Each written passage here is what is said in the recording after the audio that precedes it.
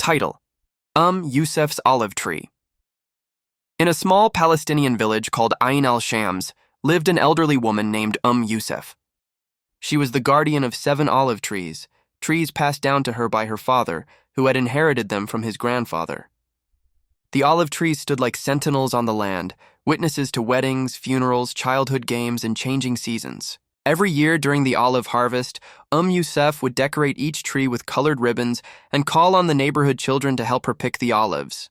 They would sing, "First, O olive tree of my land so kind, in you we hope, in you we find." But one morning, the village woke to the roar of bulldozers.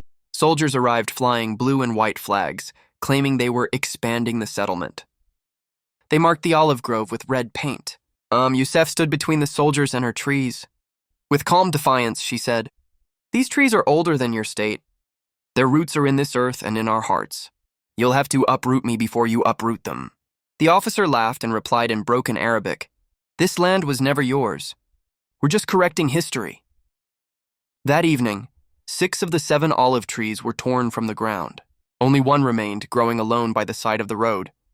A week later, the soldiers returned to finish the job, but this time they found a group of village children forming a human chain around the last olive tree, holding hands tightly. One small boy stood in front and said, "If you take her, you'll have to take us too." The officer hesitated. After a moment, he gave the signal to retreat. The bulldozers turned around. From that day forward, the last tree became known as Youssef's olive tree. It stood as a symbol of dignity, memory, and resistance. Moral of the story: the olive tree in this story represents the steadfastness of the Palestinian people, their deep connection to the land, their heritage, and their refusal to surrender their identity, no matter how powerful the forces against them.